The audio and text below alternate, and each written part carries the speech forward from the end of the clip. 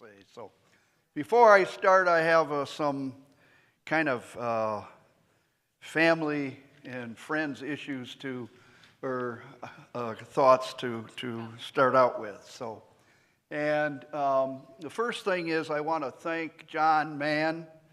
You're great. You guys have been great to work with each of these 3 years, John, and we had a super time every time we come here. And something I have to say and burden you all with the knowledge that our family last night won John Mann's trivia quiz.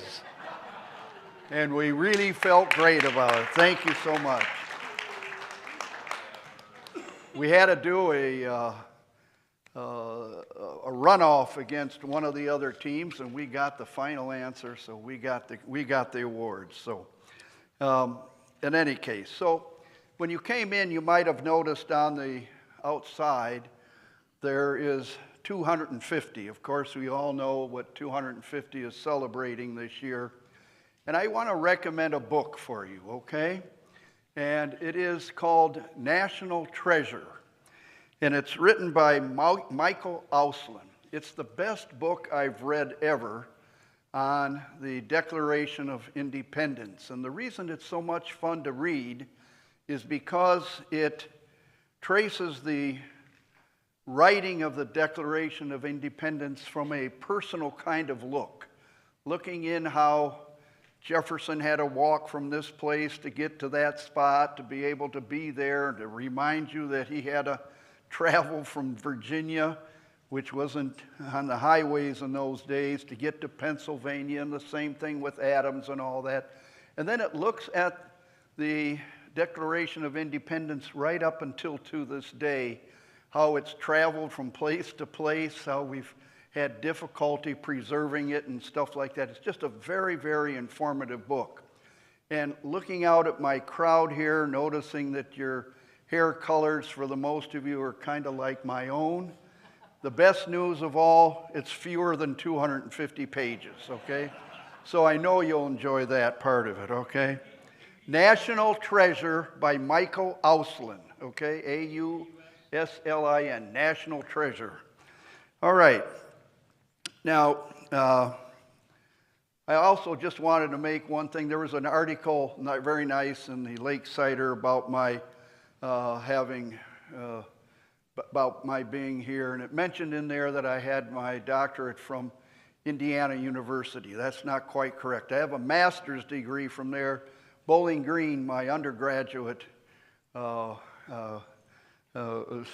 university, awarded me the doctorate degree, and I just wanted to mention that. I always like to be able to mention BGSU because I was born and raised and lived in Maumee, Ohio, and I commuted all my years of undergraduate and graduate study at Bowling Green, going from Maumee on old Highway 25 every day, after having worked in the morning at my dad's bakery from 4 to 12. So I was one of those commuters who never took a class in the morning because I was baking and making eclairs in the bakery before that. And I wanted to mention something here that we've discovered. We like to come and have our family reunions and vacations here every summer, and we've discovered a restaurant.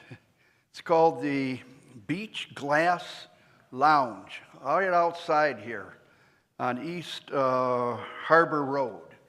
It is really good. I just can't help but mention it because we really enjoyed the food. I had some of the best seafood that I've had for certain anywhere in northern Ohio, okay? And it was an outstanding place. So, and then today, of course, everyone knows it's Bastille Day. And it's a very significant day for the French, but it also is for our family. I have a niece who is seated right back here. I'm going to ask her to stand, because I'd like to, embarrass her. So this is Ellen Saglin. This is her birthday. You would know who she is if you saw her running around She's the owner and founder and proprietor of the Lakeside Linen Company. So if you see those orange bags, she's the one. And it's a real great success. And then her husband, he will have his birthday 2 days from now. So I always like that fact because then you can stand, Joe, or at least raise your hand. Okay, sit down. I always like to mention that because then I can tease my niece about, robbing the cradle because he's 2 days younger than she is, all right? Now, there's one of the Kaminskis who should be here who had his birthday, but none of them are. So they're like their grandmother, great-grandmother, rarely on time. So if they ever come, I'll point him out too. All right, so there are a couple of other things I want to mention. I want to introduce my wife, Mary Lou. Mary Lou, please stand. I always like to mention when I introduce Mary Lou that she and I, when we were young kids, 24, 23 years old, we signed up for the Peace Corps and we wound up going to Afghanistan in 1965. And that was my very first airplane flight anywhere, 8,000 miles away. And so we've had quite a lot of fun in our lives as a result. And I would say that instead of being a master pastry baker as my career, international education is in large measure a product of that. And one other thing, and that is I was really blessed at Bowling Green State University to have a number of outstanding professors. But 4 of them in particular really had an impact on me. They generated within me a kind of a desire to pursue things. And they took the time that any student can really fully appreciate from any educator to try and make them feel that they're interested in you, the student, and you, the person. And these 4 were remarkable. And I feel very pleased that I was able to purchase a bench in front of the Prout Chapel at Bowling Green State University with their names on it. And just by coincidence, today, I got a text from one of their sons, one of those 4 people's, one of the project. All these 4 professors, all their children are still living. They're not children anymore, but anyhow. But there's Brian Rock, who's sitting up here. Stand up, Brian, because his dad, William Rock, was one of those 4. And I've just always had this kind of emotional tug in my heart and soul with what those folks did for me. And so I'm pleased to be able to mention your dad one more time here, all right? And then I do want to mention in the crowd here, I think there are a number of educators that I know well. And my daughters-in-law, Sarah and Abby, fellow educators, stand. I think, thank you. My niece, Maggie, I think she just finally struggled in, late as always, but in any case. And Audrey's not here, right? No, she's not here. Well, there she is, grandniece Audrey, my niece Gail. Where are you at, Gail? All these are educators from our family, and I'm very proud to have you join us, okay? By the way, I will get to a presentation here pretty soon, okay? So I just wanted you to know this. And then I introduced my wife. I want to introduce my 3 sons, Adam, Nestor, and Edward. Please stand. I'm always very proud to have you be seen and to have you here with me. And my daughters-in-law, Sarah, and I'll take care of them, Sarah and Abby and Liz, please. Please stand, just so I can recognize you. And then my grandkids, okay? I have 5. One of them, the eldest, is in Cairo, studying Arabic at the American University of Cairo, and I'm really excited about that. But Theo, his younger brother, please stand up. And Sophie, my first granddaughter, Vienna, my second granddaughter, and the youngest Gutierrez of them all, Wolfgang Gutierrez. And I think I have some friends here from St. Francis. Did Bill Hartlett make it at all? No, I guess not. And I don't see Joe or Father. They're just late getting in here. And I have other relatives here as well coming and stuff, so I'm smart. I have lots of relatives here, so I won't have many eggs thrown at me during the course of the presentation, all right? So thank you all for being here. Particularly thank you, my friends who came from Toledo, etc. They came here to see me.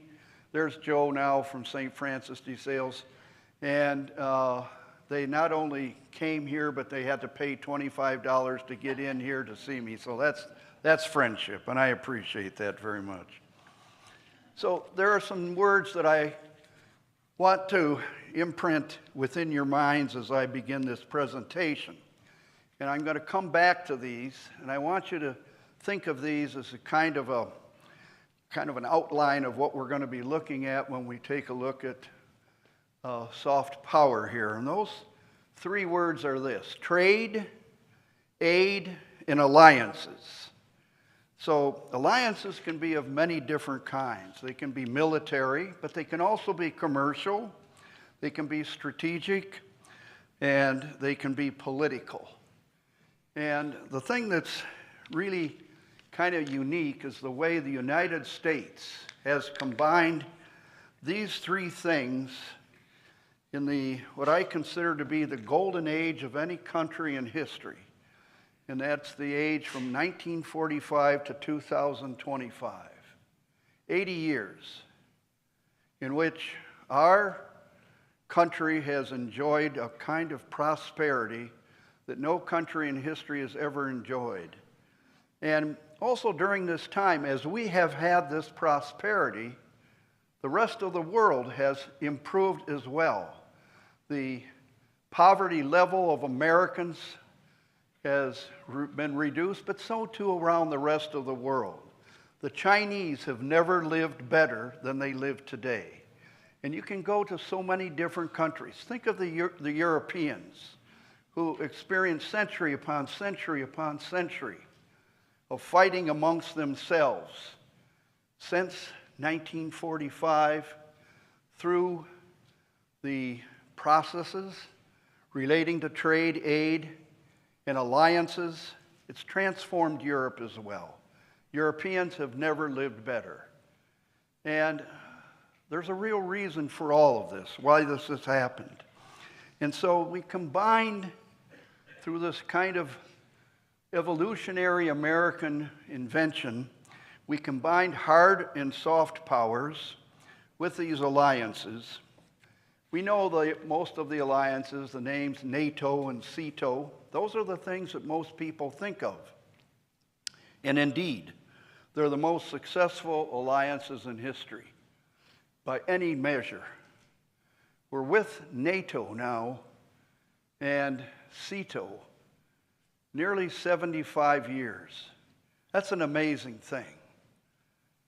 And they have been most successful, not just in keeping peace and keeping security, but they've been successful in bringing nations together.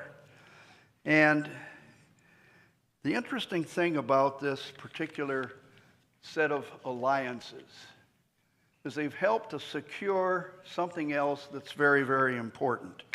And that's free trade and free exchange of thinking, people, etc., at a rate we've never experienced in the world before. And this has been done not by just the common diplomat that we think of, people who work for our State Department or our intelligence organizations. But our number one diplomats are those people who work in those companies that are a driving force in America's economy, globally and also at home. And so we have had far, far many more, by an exponential number, of diplomats for this concept who are those Americans who are engaged in private industry. So just in my own family, an interesting kind of thing. My eldest son, born in Afghanistan, that's kind of an import in all of itself to my wife and I. He works for a company, Huddle, which is the kind of sports digitization corporation. He goes to Japan, or he goes to Europe, he goes to India, etc. And he's an ambassador, he's a diplomat. I have another son, Nestor, who lives in Kansas City. He's a financial advisor. He goes to the Adriatic in Croatia and different places as well, doing these things. These are my family engaged in international business, but they're diplomats as well, because people meet Americans. Americans meet them. We get to know each other, and we want to be with each other, not in a conflict, but in a collaborative fashion. I was once in a meeting, I felt very privileged, with at the time he was Secretary of State, George Shultz. I think by my own estimation, our greatest Secretary of State, and certainly in the modern era. Brilliant man. And he called this kind of trade and aid and alliances, this soft power, he wanted to recall it strategic power. Strategic power. He said, when America leads, America wins. When America leads, America wins. He said, with strategic power, with soft power, we shape the global environment before threats reach our shores. I thought that was quite brilliant. And I felt really pleased to be able to listen to him talk about that. I want you to think back a little bit, because again, as I said this before, I look out and see the color of the hair here, and many of you will remember these kinds of things. You remember when we were little, if you were born like around 1940 as I was, right in 1940, the biggest transformation in maybe my life until the Peace Corps was TV. TV really shaped, really changed the way we lived in America. And think back about it. Think back about Dinah Shore. Remember her? See the USA in your Chevrolet. America is waiting for you to call. You remember that? Everybody can remember that song. It had such an impact. Ed Hurley, Kraft Television Hour, right? He would teach you how to cook with Velveeta cheese. Casseroles became the food of America. And all these things are going on, different kinds of foods, different kinds of things that we were wearing. While this was happening, a lot of it was going on in terms of internationalization. So, after the Second World War, we transformed America's arsenal of democracy, Detroit, the home of the Big Three, which had produced much of the weapons, the hardcore weaponry of our military during the Second World War, went back to producing automobiles. And so those automobiles came off the production lines.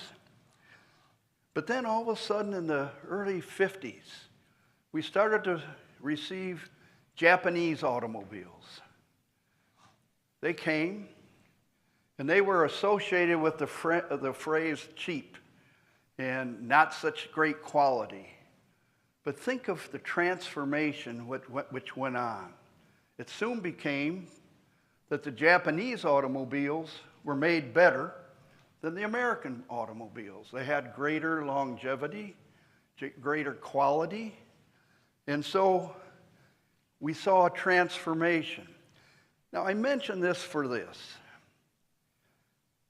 Economies change. My grandfather came from Belgium to the United States as a glass blower at a time when all glass was blown.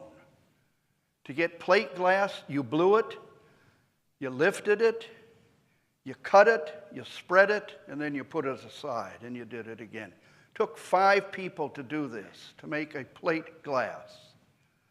But during the First World War, plate glass came in with plate glass ovens in Libby Owens Ford and other places, and this wiped out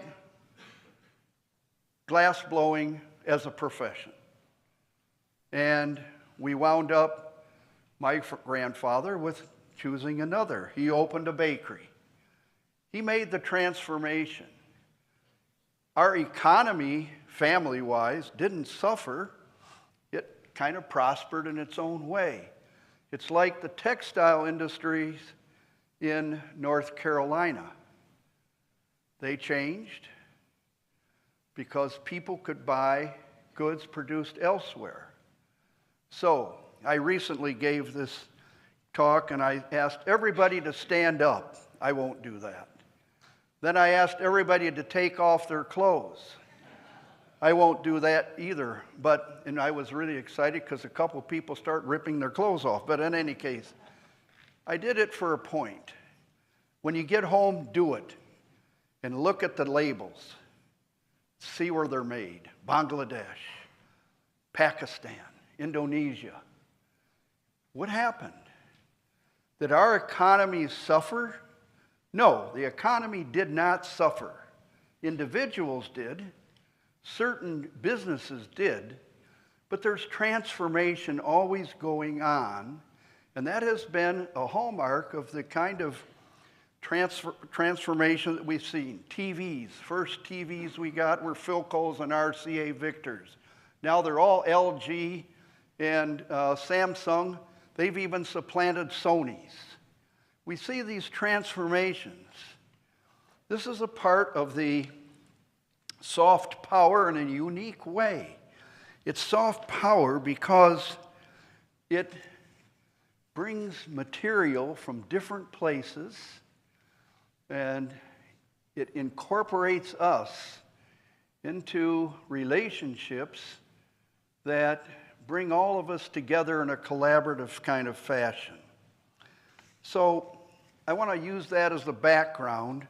Remember those words, trade, aid, alliances. And I'm going to start using this now. So I want to just, when we're talking about strategic power or soft power, I want to take you to this phrase that goes all the way back. Oftentimes we hear about the second greatest commandment, do unto others as you would have them do unto us. It's not a new idea. It's a very old one. And we have here from Leviticus this phrase which says, do not seek revenge or bear a grudge against anyone among your people, but love your neighbors as yourself. I am the Lord. Act with the same care, dignity, and respect for others as you have for yourself. So, moving that into a political and kind of global perspective, first time we really had a major drive for that was by this man, Woodrow Wilson, after the First World War. You remember the original title of that war was the War to End All Wars. And the world had suffered greatly. Many, many, many people were killed, including Americans who went there. And the idea was born that we needed in the world to find a way to avoid this perpetual hostility, perpetual warfare to get things because of borders, because of products, et cetera, et cetera. And so Woodrow Wilson came up with these 14 points. They're very interesting.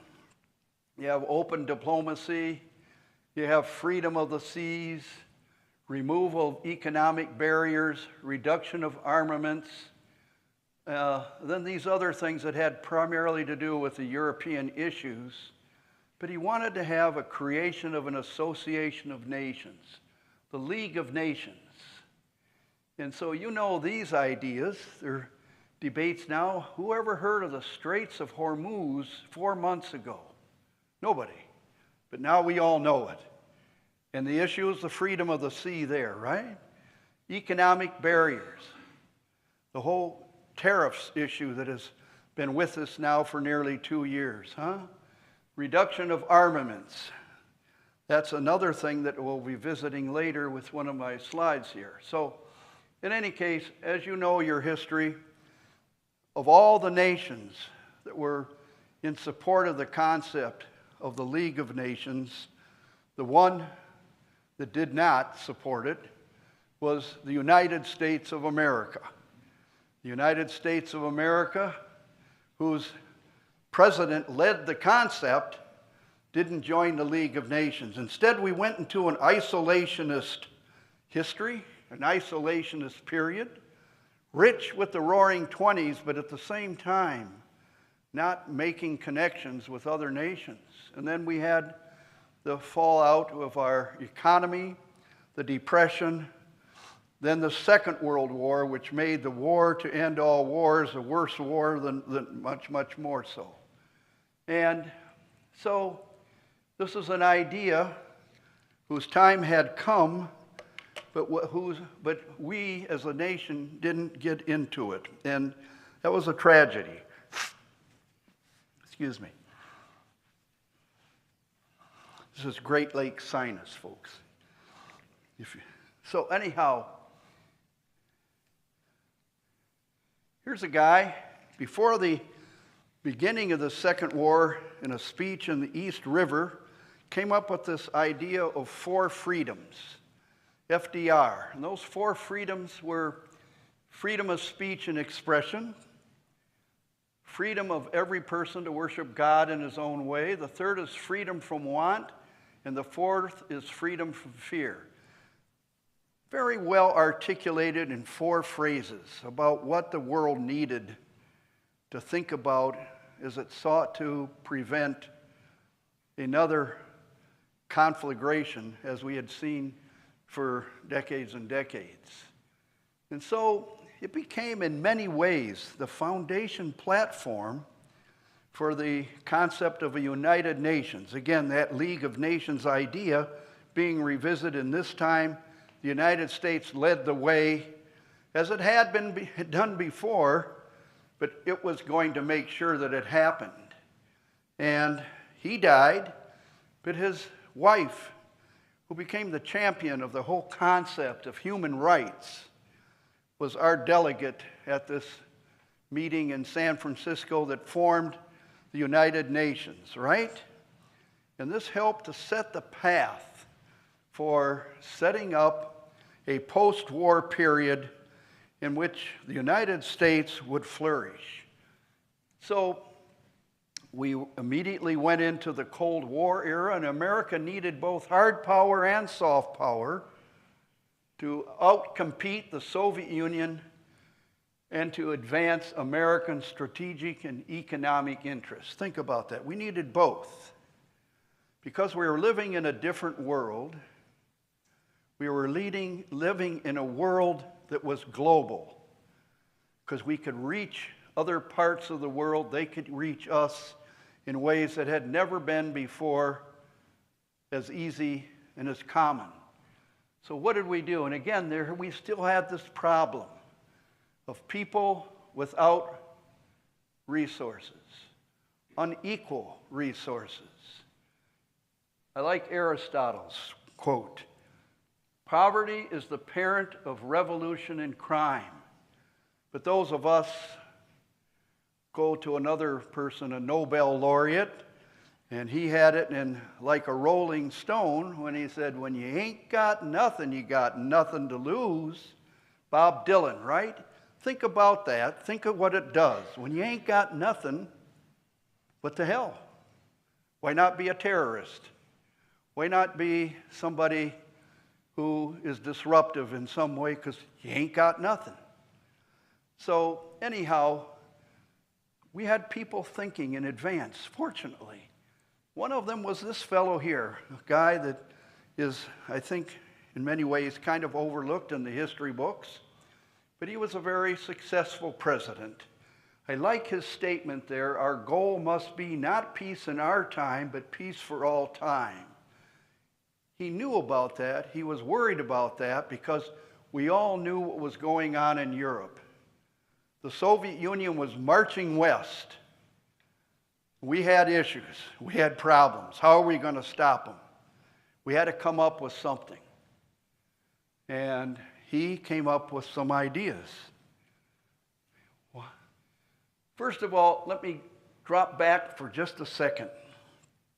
During that war that we were just leaving, we had an event that nobody really remembered much at the time, and that has gotten a lot more focus recently with the movie Oppenheimer and things of this nature, and this is the famous Manhattan Project. It developed a nuclear bomb, right? And that's what we remember it for. But I remember it for something else as well. Yes, the bomb. But in some ways, it's the first time in our history where our country, in the component parts of government and industry, education and research, really worked together to do something. We were very successful in working together to get out of that Second World War. And we came to understand that yes, government, industry, education, and research can collaborate and work together. And we started to do that more and more in different ways by developing agencies that blended these common resources together in an effective way. And so we're going to come back to this, but the most important new addition to all this are these allies that we had. And the allies helped to make this a kind of a full circle. So Harry Truman and his Secretary of State, George Catlett Marshall, recognized that as the Soviet Union was moving west, we needed to be doing something to help the French, our former enemies, the Germans, the British, the Scandinavians, the Italians, the Greeks, and so forth and so on, from falling into the sphere of the Soviet Union. So we developed this Marshall Plan. Think of what that did. Think of what it was. It had been tried once before, very successfully, right at the end of the First World War, by Herbert Hoover. And unfortunately, that was the only real dynamic, transformational foreign policy that came out of Wilson's concepts, okay? But he helped, particularly Belgium, the home of my ancestors, recover from that First World War. So the Marshall Plan worked with all these countries. We provided aid. But as soon as the aid started to flow, so too did the trade.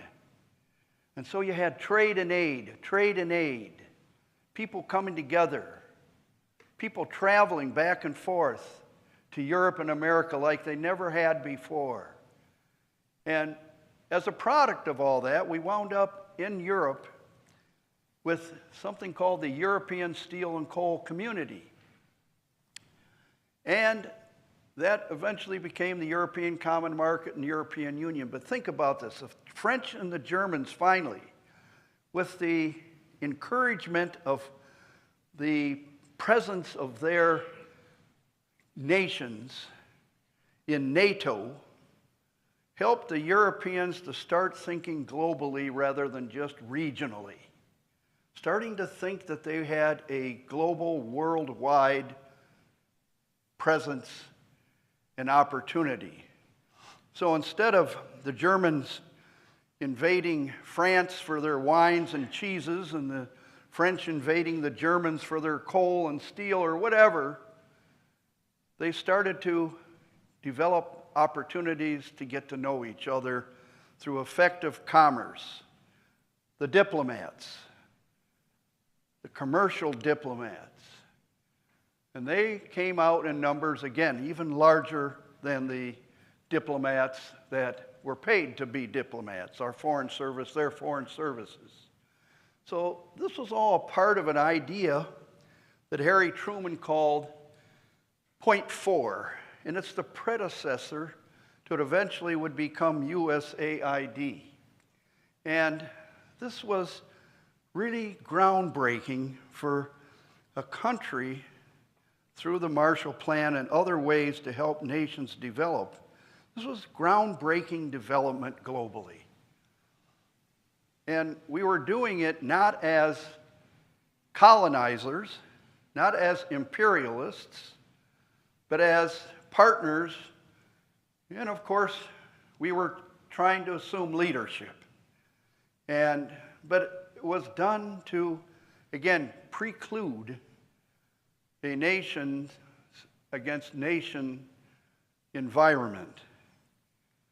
So we know what hard power is, and without it, we don't have NATO.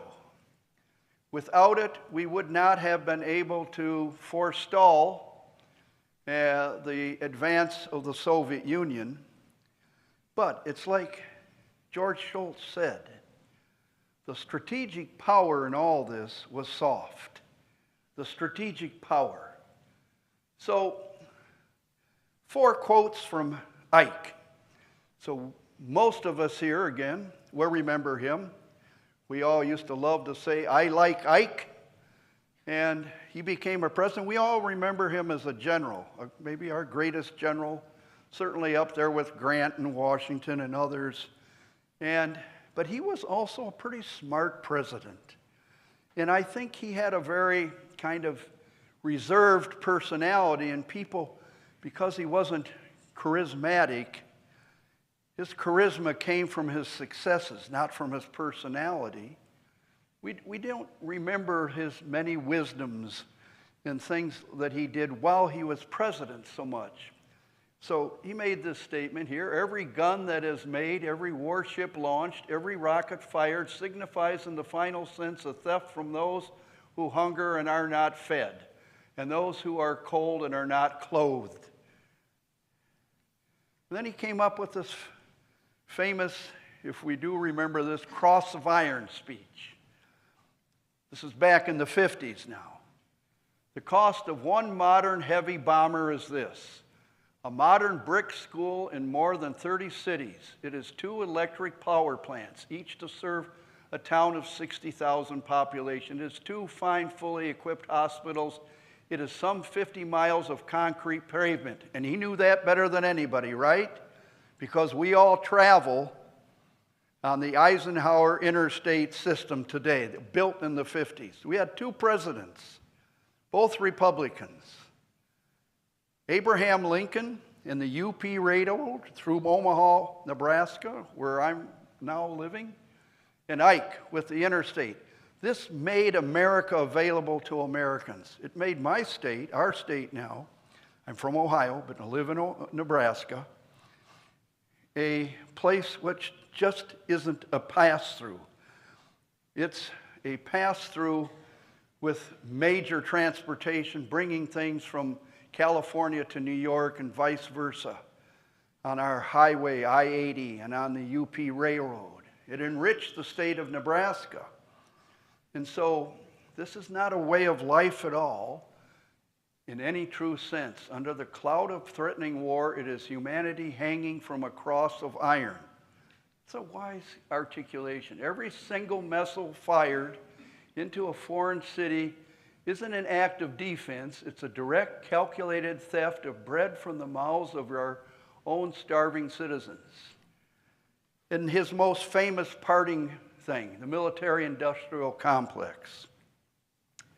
In the councils of government, we must guard against the acquisition of unwarranted influence, whether sought or unsought, by the military-industrial complex. The potential for the disastrous rise of misplaced power exists and will persist. So I'm not putting these 4 quotes up there to say we don't need defense, that we don't need our military. That's not the point. The point is we have a man, a general, who became a president, who understood what war and what munitions cost humanity. I think that's something we fail often to reflect upon. He, a general, hated war more than anybody. And he would say that. He said it's the worst thing. So let's tip our hats to Ike. So here's a guy, he succeeds him. He's the most charismatic president, at least up until that time, since Teddy Roosevelt. Very dynamic, very handsome. He was a rock star. And everybody around the world knew of him because we now had TV around the world. We had movies around the world. He traveled around the world. He went to Berlin. He went to Vienna. He did different things. When Mary Lou and I arrived in Afghanistan in 1965 as Peace Corps volunteers, the first thing that any Afghan would ever say to us, and it was uncommon how consistently they did this, they would walk up to us and say, "Geez, nice to meet you. We feel so sad about the loss of President Kennedy." They would always say that. It was amazing. He was been dead now 1.5 years. They remembered him. They remembered him because of his messages. So whatever he was, however successful he was, whether you're Republican or Democrat, the thing was, he was inspirational. He captured people's minds. And he did some remarkable stuff. He was the person who took all those ideas that Harry Truman and Eisenhower did, and he incorporated into and created this USAID. And this became the primary soft power transformational tool of our government. But the people who served in it were not predominantly government employees. They were on contracts managed by USAID, but they came from universities like my own. University of Nebraska had multiple State Department contracts to help teach, inform, educate people from around the world. And there were all kinds of other projects. There was one major project in Afghanistan in the south. We'll see it here shortly, in Helmand. And it used Morrison Knudsen Engineering Company. At the time, it was the largest in the United States. It was Boise, Idaho. And they built a dam. I'll show you shortly. And the Afghans ran out of money. So USAID picked it up. And it paid Morrison Knudsen to build this dam. And the Americans from this company then were working in Afghanistan. This is the kind of thing that was going on. The diplomats that our government was funding, for the most part, through USAID, were not State Department employees. They were in contracts all around the world, doing things, helping development, helping countries conquer problems like hunger. So, in any case, then there's the Peace Corps. I'm biased. We were in the Peace Corps. And I'll tell you, this is the thing that I'll never forget. Here we were, think of us, think of yourselves. 23, 24, we land in Kabul, Afghanistan. Okay, things smelled different, things tasted different, people dressed different, things were different. But one of the first things we did learn, was that those folks, when you got to know them and got past the smells and the different clothing and the food and the tastes, they all wanted the same thing. They wanted an opportunity for their family. They wanted to be able to live with integrity. It wasn't any different. We got to understand that. And here we were, together with 250 other young Americans in various different towns around Afghanistan. Afghans loved Peace Corps, American Peace Corps volunteers so much that the Soviet Union used to beam every day radio broadcast into Afghanistan calling American Peace Corps volunteers handmaidens of the CIA. They loved them so much that Afghans went to the Ministry of Education in Kabul. This was during a time under the king, transforming Afghanistan from an absolute monarchy to a parliamentary, democratic, electoral system. And so they were demonstrating for the first time. They went to the Ministry of Education by the thousands, demanding that their schools had American Peace Corps volunteers. When we were in Peace Corps training, we were told by our trainers, well, if you're lucky, while you're in Afghanistan, you might get to know an Afghan family, and they might invite you to a wedding or something of that nature. It's a lot of fun if it happens. You know what? Within the first month we were invited, and we had so many invitations to weddings because in Afghanistan what had happened was weddings were not considered a success unless they had American Peace Corps volunteers present.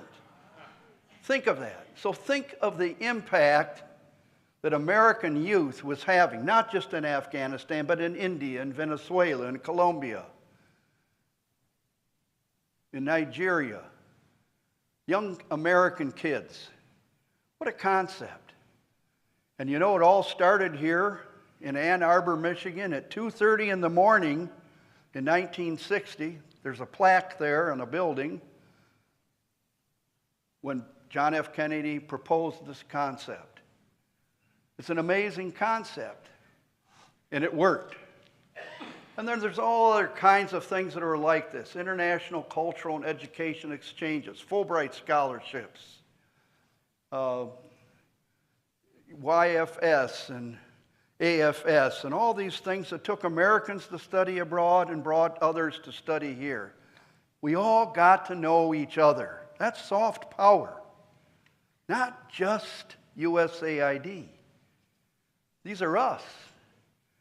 And they have research collaborations where scientists from Denmark work with scientists from Berkeley and they discover something.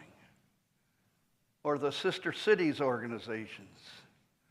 So I was president of the Omaha Sister Cities Association for a number of years. We started out with a city in Japan, Shizuoka, and while I was president, we brought in Braunschweig in Germany and Cholet in Lithuania. And we had people coming back and forth. And we got to like each other. We wanted to be with each other. It was a good thing. And our economies flourished. After the fall of the Soviet Union, Lithuania, Estonia, Latvia, their economies became more engaged. And through these sister cities became more vibrant. Sister universities. When I was dean at the University of Nebraska at Omaha, we had 35 sister universities. That means we had faculty and students exchanging with all these different places. This is strategic power. Trade and aid. Trade and aid is the thing, huh? You do the aid, you get the trade. and you set up alliances. Now, here it is. America needed both trade and aid to contain communism and the Soviet Union and to advance American global strategic and economic interests. So how is it done? Cultivating strategic partnerships, strengthening alliances, building up global infrastructure. A lot of that's private, corporate. Responding to global disasters, developing and locking up supply chains. It cost us money, but the return was remarkable. We invested $1 billion in Turkey, and within 7 years we were having a $7 billion trade advantage in exchange into our economy. Same thing in Brazil. With South Korea, it's hundreds of billions after what happened with our helping them after the Korean War. So, you do all that, and let's see now. We wound up by applying that also with NGOs like Habitat for Humanity, International Rescue Committee. There's just a whole host of them we know, Doctors Without Borders. These are all a product of the concept of soft power. In other words, aid folks, and you wind up providing opportunities for people and their countries to be engaged in the rest of the world. It's done by religious and charitable organizations, pop culture. Who didn't know about Elvis? Who didn't know about the Beatles? People thought the Beatles were American for the most part. You know what's interesting? We eat more pizza in 1 week in the United States than the Italians do in 1 year. People think of pizza as an American food. If you've ever traveled to Italy, pizzas don't look like they look in the United States. They're usually about this size. In America, they're really big and they got all kinds of stuff on them. That's the American pizza. But it's all these different things. Tourism, if you traveled abroad, you've been an ambassador. You've met people. They think about Americans because of how you spent your money and met with them and dealt with them there. So you see all these products over here on the right. Coca-Cola, IBM, Microsoft, Google. You know all these things. Sony, from around the world. But the greatest brand name anywhere, believe me, is the American brand. Everybody knows America. We lived it. In our 10 years in Afghanistan and my experience in life as an international educator, the thing that I always have felt greatest proud of is the way other people thought about our country.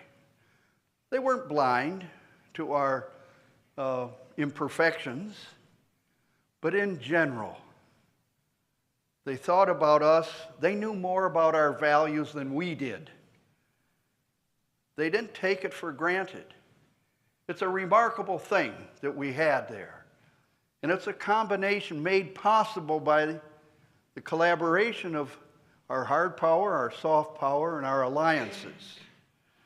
Now, so here's a place, Afghanistan. I'm going to show you just a little bit on how things happened with USAID in that country where we served, and the Peace Corps. First, the Peace Corps. That's there, that's me. I'm sorry, but I have help with my former secretary at the university in putting together these PowerPoints, and she always slips this picture into all of them somehow or another, so you'll have to, but I was cute, right? All right. Here is my wife, Mary Lou, with one of our fellow Peace Corps volunteers, and me with the same guy in our Peace Corps house compound in Afghanistan. If you see these two guys in the upper right, they're going to be leaving Afghanistan, hopping on an airplane. Yes, in the 1960s, when people flew, they dressed up like they were going to a wedding. You remember that? they're leaving now after having served.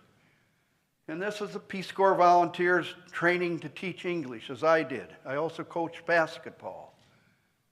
And this isn't me having a second wife, because in Afghanistan I could have 4, but if I would have, she would have certainly been a likely prospect, right? So anyhow, she is Sheila O'Farrell, another Peace Corps volunteer whose father couldn't come to Afghanistan for her wedding to another Peace Corps volunteer. So, married guy that I was, I got to serve as father of the bride. But Afghans came, and then here I am again, and here's the reason, that cake, that I got invited to all these weddings. I could bake and decorate wedding cakes. So, Peace Corps volunteer marrying a Marine Guard. And we did hootenannies. You remember hootenannies in the 60s? At Afghan orphanages and places. Here's Mary Lou and I on the left in the hootenanny. Entertaining folks, getting to know them. They got to know us, Americans, young Americans. They liked us. They wanted us to be there. I coached the basketball team of Afghanistan. These are fellow Peace Corps volunteers. I included this just so you could see I could walk and chew gum at the same time. And this is, if you haven't seen this, is an article in Sports Illustrated about my coaching of the national team. So that's me bottom left, and those are my team and also the other team that we beat for the championship in my first year of coaching there. This is me, and yes, we wore pants like that in 1973, 74. And that's my eldest son, Adam, born in Afghanistan. So he's the biggest trophy we took home from our times in Afghanistan when we went to Omaha, Nebraska. Now USAID. You see this number here? I don't know if you can see it, but it's almost 2,800. Between 1952 and 1976, that many Afghans studied in the United States on USAID and Fulbright scholarships. Then they came back and they taught in their universities.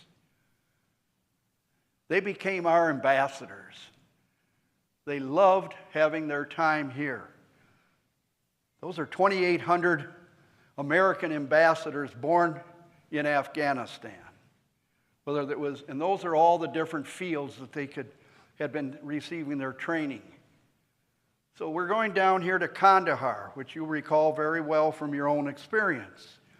And you'll recognize some sites there. The provinces in Afghanistan are divided up into county-like things. And this is the first dam that the U.S. government built in Afghanistan. It's called Dalla Dam. And it transformed Kandahar from a state, a province that wasn't producing much of anything, into a net exporter of pomegranates, melons, walnuts, almonds, and it made it green.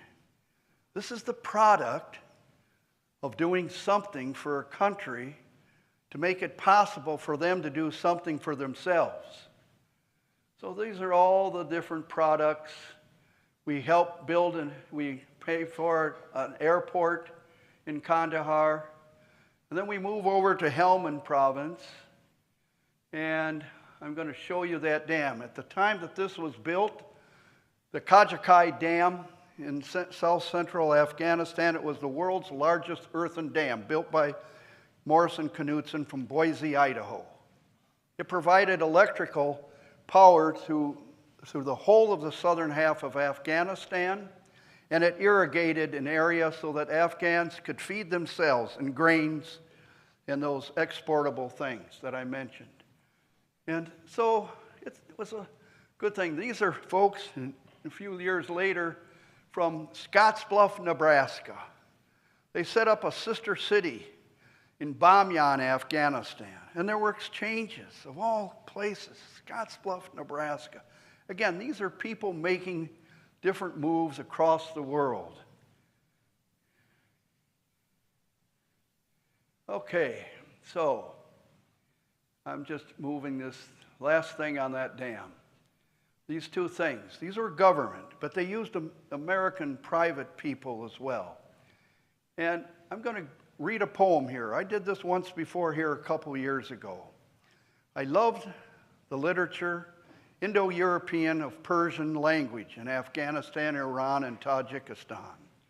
This is my favorite poem. This is the poem that Afghans used whenever they would try to describe and say to me, this is what we feel about you.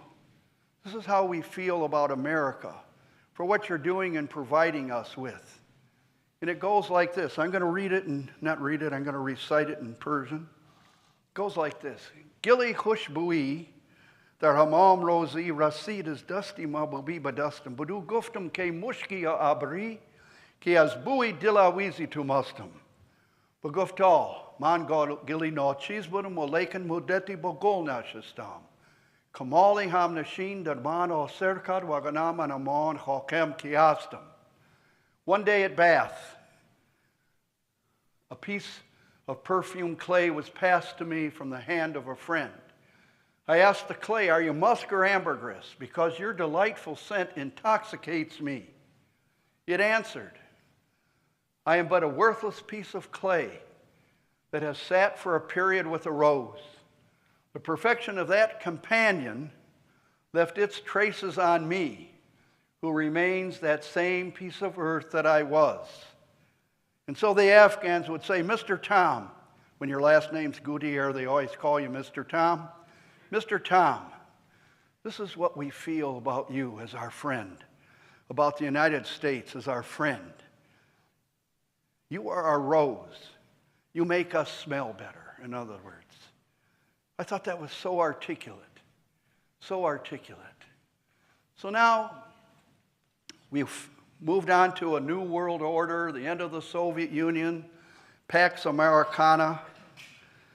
This is moving forward. We continue to sustain alliances, scientific and medical advancement, international travel, U.S. and China collaboration and competition. All this is going on, and the world is transforming. We're getting richer. The Chinese are coming out of their own financial doldrums, understanding that communism doesn't work and something else had to. And so, what does it do? Well, America needs now both trade and aid to outcompete China, to contain Russia, and to advance our global strategic and economic interests. How's it done? Just like before. Cultivating strategic partnerships. Are we doing that now? Strengthening alliances. Are we doing that now? Building up global infrastructure. We have to ask, are we doing that now? Responding to global disasters. Developing and locking up supply chains. So, what's the product of all this? Using our cold power, hard power, and soft power, strategic power, in our alliances. We've created the best time in the history of humankind. It's not perfect, but when you compare it to every other, it's the best years of humankind, those 80 years since the Second World War. And we're very fortunate that we've had that. And so, what now? What do we do now? Now we have an era that is in many ways being defined by the Iran war, which is a watershed event. Watershed, why? Think about the 1974 energy crisis. You remember that was a watershed event. It changed how we use energy. It changed how we saw energy. So what's happening as a result of the Iran war is there has been a decline, and it will continue to decline, the decline of waterborne energy. Energy coming and moving across the seas. It's declining. And we're having more and more. We're seeing this, by the way. You read it in the Wall Street Journal regularly. that cleaner forms of energy really got a big jump and a boost during this last half year during this war with Iran. We're starting to see energy transformation. The United States is investing money in closing down such things. We're preparing companies not to have those developments proceed. Excuse me. We're an outlier. We need to be leading, like George Shultz said. How are we doing with diplomacy and negotiation, NATO, when we're talking about Greenland and Canada becoming our states? So people are saying, what happened to us? So who knows? We don't know how this war is going to turn out, how transformational it's going to be, how much of a watershed it will be. We may see a situation where it winds up being more positive than it is right now. It's kind of an abeyance. There's no peace treaty that has yet been constructed. Our European allies are apprehensive. One of the leaders, the leader of Germany, said that the United States was humiliated in this war, weakened militarily, diplomatically, and economically. He said that Iran was the strategic winner. And here's something that we know that did happen as a result of this war. Israel has one friend left in the world, and that's us. And that relationship right now is even a little shaky. It's become globally isolated. This is transformational. This is transformational. What about our relationship with NATO? The American umbrella, as I told you before, helped turn Germany, France, England, and the European nations from regionally focused to globally focused. And it benefited them, it benefited us. Smaller countries were no longer targets, but partners. Where are we going with that? Fareed Zakaria recently said something that I thought was quite revealing. He said, a Europe that is spending more on defense will buy less from the USA. That will make us less interdependent, and there'll be less differential, the Europeans to us. So we've had a change also as a result of this war. Hard power. Think of the weapons. Will battleships be what they used to be? Will we now have AI and drones? Look at what's happened in Ukraine and in the war in the Persian Gulf, with Iran.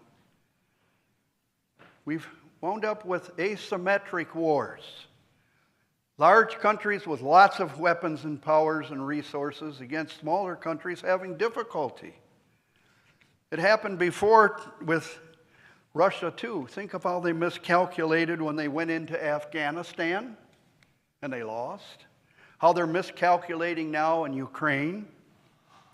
And how we miscalculated in Iraq. So asymmetrical. So here's the thing. In that thing I put up there, we have to be able to work and compete with the Chinese. They are right now committed to being number one in AI. They have now 55% of most of the research that's going on in the whole world in AI. Even though we have these three great companies right now competing with each other in our own country, there's things going on there.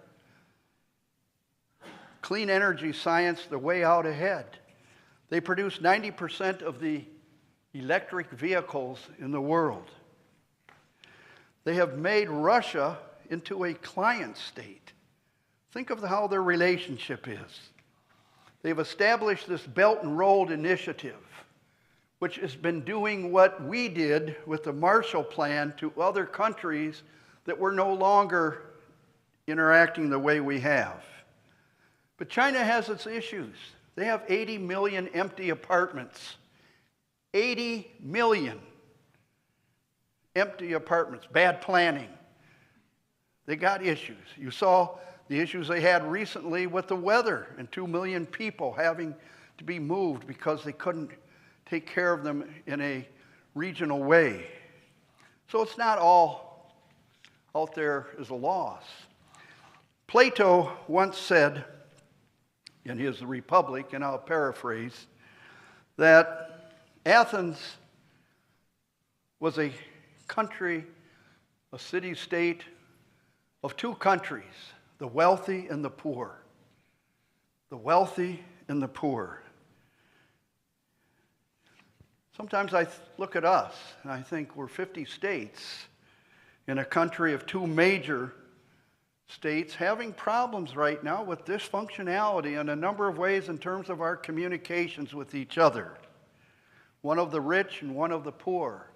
We got trillionaires and lots of billionaires. We got oligarchs, but we have issues. We have people who are angry in our country. We have to find a way to get back and communicate. We have Elon Musk, the wealthiest man in the world, who has said, empathy, the fundamental weakness of Western civilization. Empathy, the fundamental weakness of Western civilization. We're big into remote working, but foregoing the workplace deepens the workers' isolation and distress, and same thing with remote shopping. Workplaces were the number one place where people make friends.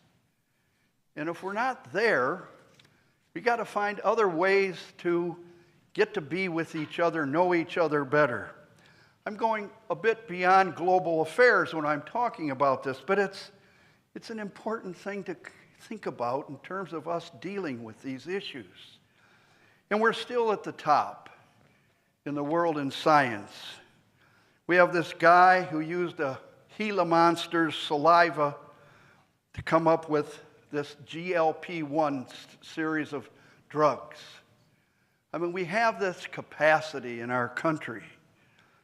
And so, how do we do it in the future? Same way. We use diplomats, commercial, state, tourists, NGOs. We use private sector partnerships. We help other nations who need it, starving. We offer partnerships for a better choice. We do health and science partnerships. These are the things that we do. Soft power. This is what made us the great nation with the best 80 years in history. So I think that's the last slide it is. So I'm going to leave that up there, and if there are questions, I'd be most pleased to take them. Or comments? John's got a mic. Joe? So two things. Could you stand up so other people can hear better? Oh, I'm sure they can. No, let's stand up. It's okay. It's better. Two things. One is, as you were talking about all the ways we exerted and leveraged soft power, surely other countries do the same thing. Maybe not to the same degree because they're clearly probably not as wealthy, right? They don't have the same level of capital at their disposal. So that's number one. Could you talk to that? The other is, what do we do about it, was your last question. Yeah. What can we possibly do about that tick list that you said, how are we doing this? How are we doing on that? How are we doing on that? It appears that our capability and desire to do that dried up in 2025 and has not returned. All right. On your first one, yes, other countries did do that, and there were some great successes by the French, the Germans, the new Germans, and England, Scandinavian countries. When we were working and living in Afghanistan, we were meeting people from those countries. And so what happened was that our allies were not only our allies in NATO, not only our allies in commercial enterprises, they were also our allies in the aid part of trade and aid. and they were into it big. Japan really got into it as well and has done some remarkable stuff. The Chinese have done some big stuff. So when I was coaching the basketball team in Afghanistan, China had a major irrigation project there, and that's why they wanted to have their team come and make a big deal and be seen by the Afghans when we played them and we beat them. So anyhow, no, but they're doing that. So it's not something, so it's an idea that I think not only I am saying this is what works, but they think so too. And it's better because then they're working in all these nations, particularly the developing nations. They may still be poor, but they're not as poor as they used to be unless they're in drought places like, Sudan and those kinds of places where there's just issues because of drought and all. So, and then how do we do it?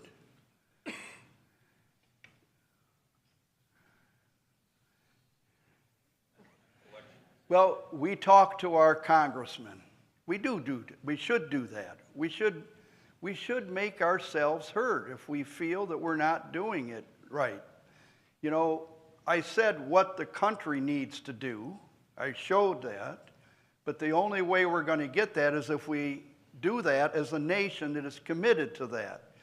And I tried to be as apolitical as possible in this whole presentation. But there's no ignoring things that aren't working when they're not working. And we need to make them work again. So it's going to be a challenge because when you throw something away, a friendship, it's much, much more difficult to remake a friendship than to make a friendship. So we got to struggle. We got to work. And our economy depends on this. Our success depends on this. We've got to do the work. Okay. Another question? Please. I just have to say that one big hole in the whole argument is that USAID was the agency for the government that did most of this work overseas. It sponsored education, dams, whatever you have. And USAID has been abandoned. And all the projects they are doing overseas have been stopped in process, and the money's taken away. So there is no government agency today that really, except maybe Fulbright, but they've been cut way back to where we're not sending Americans to those countries now. They're bringing those students back to this country, but we're not, it's a one-way street anymore. So I mentioned earlier a book that I thought you all would enjoy reading. It's called National Treasure. I'm giving you the name of another one. It's called Into the Wood Chipper.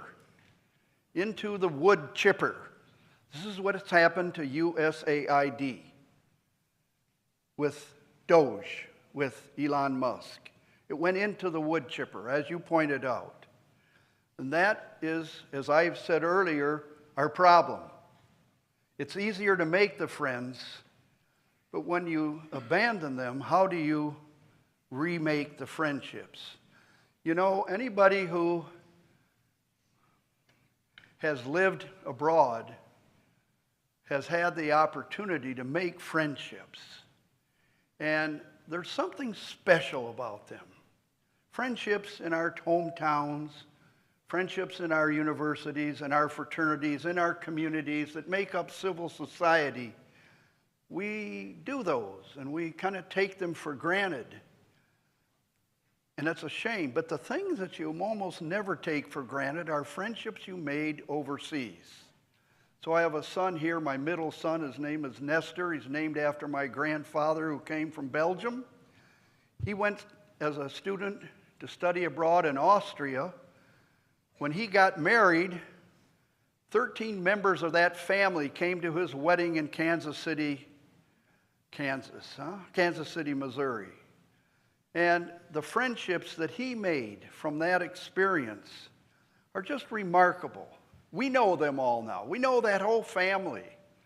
Our youngest Gutierrez, Wolfgang, was named after one of his brothers in Austria, in Vienna.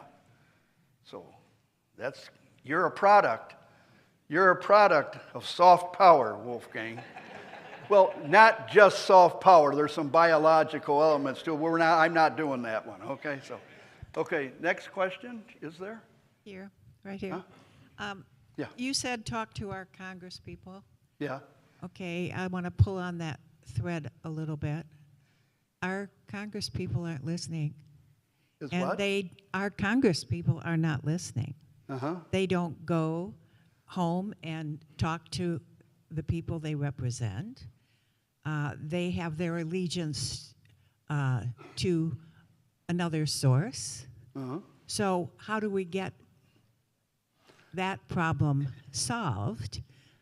And this is not an issue about Democrats and Republicans, because Well, there's only one way to do that, and it's to be active at the polls and to be active at town hall meetings and to be active in writing to them.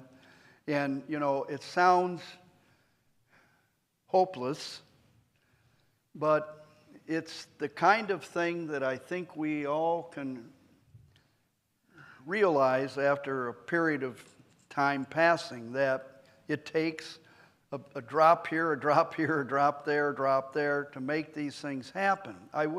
We have the same kind of thing. We have a Republican congressman in Omaha who's really excellent in foreign policy. His name is Bacon. His last name is Bacon.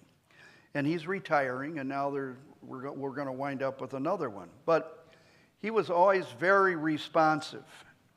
And Omaha has a famous military base, Offutt. It's where the Enola Gay was built that dropped the atomic bomb. And it was the head of our Strategic Air Command for decades and decades. And so people in Nebraska and Omaha are pretty defense-oriented, but this man, Don Bacon, was a general, and he was very, very vocal, and he has been vocal against the current administration's foreign policies relating to Ukraine and in Iran, and in our activities that both Biden and Trump have been engaging in with Netanyahu in Gaza. So it can happen that, no matter what the party, somebody can be that way. You just have to be persistent. The only other alternatives are violent, and I would not have in any way suggest that. We have to follow what we have, what our system provides, what has made us what we are. Again, I remember whenever I say this, and I often get kind of choked up when I talk about living abroad and experiencing the sense of what people think about our country. And I've always taken with me from those experiences a tremendous sense of pride in this American brand. And it's suffering right now. And that's not a political statement. It just is. I mean, by anybody's... I never give a foreign policy statement in any group like this that I don't mesh with the editorial page of the Wall Street Journal. I'm telling you this. I may have an opinion that reads more with the Washington Post or the New York Times or the Toledo Blade, which I read every day still, or the Omaha World Herald, or the Detroit Free Press and Detroit News, because I love the Detroit Tigers. Yes, but it's always the Wall Street Journal that I use as my benchmark on what I say in public on foreign policy, because I want to be, as an educator, as possibly objective as I can be. But, you know, if a spade is a spade, it's not a club or a heart. And you have to recognize that, and you have to say that as well. And they do, okay? Well, I've been involved in redistricting for 6 years. Yeah. And one of the good things, I guess, that's happened recently is more and more Americans know more about redistricting than they did before. But there's too much money in politics. Citizens United was a turning point. Yes. And now we have the danger of more and more Americans losing the right to vote.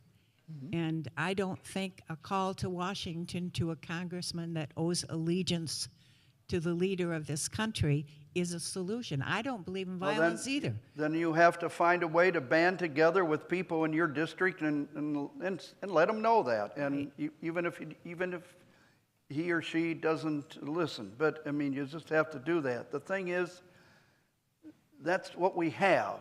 And with your hair and my hair, we know that we're not going to be here maybe when they finally get this redistricting done right. But you know, we call it gerrymandering. But the guy's name was Elbridge Gerry. And he was a contemporary of George Washington and Thomas Jefferson, okay? So the concept goes all the way back 250 years ago, gerrymandering, okay? It began in Pennsylvania, New Jersey, and those places. So it's not an old one. What we were moving here at one time to set up a plan, a process, where there would be only committees that were to be apolitically set up that would make these decisions rather than parties in control of a house of the state's legislature or whatever. In other words, it wouldn't be done based on political strength at the moment. And so, my hope is that someday we will move away from gerrymandering as the way to set up these things and have it done. There have been some states that have had successes doing that. It has been done. I think Wisconsin recently has had some success in this area, if I'm not mistaken. So it can be done. Well, you started talking about humanity, and I think that's where we have to go back to. People need to be talking to each other in this country. Yep, they do. That's right. Across the party. Yep. Okay, here's one right here. One last question. This question I'm concerned about most. She's my daughter-in-law.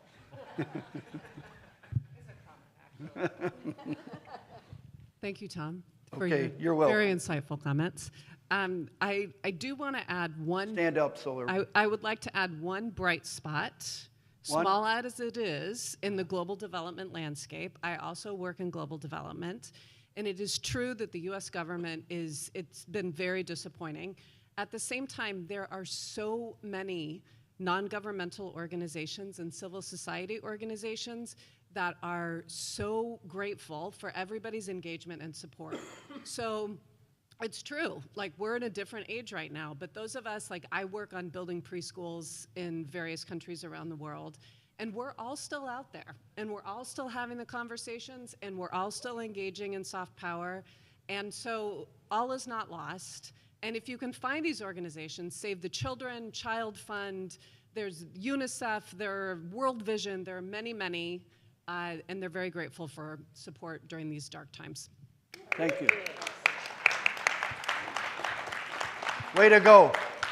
Now, Abby has done a lot of work with UNESCO and UNICEF in far-off places like Uganda and Rwanda and whatever. So she's had a lot of experience. So she's been an active member on a contract by an international organization that receives its money from our budget. So, and the thing is,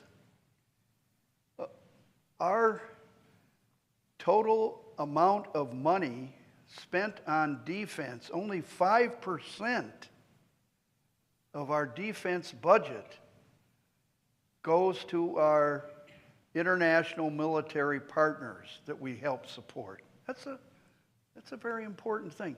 Of our total budget, foreign assistance is 0.85 of our budget. 0.85. That's not even 1%. So it's a lot of money when you say it's so many millions or billions of dollars, but when you take a look at the percentages and the return, that's a remarkable delivery. Huh? Good. Thank you very much, Tom. Thank you. One more. Thank you. Well, there's one more question here.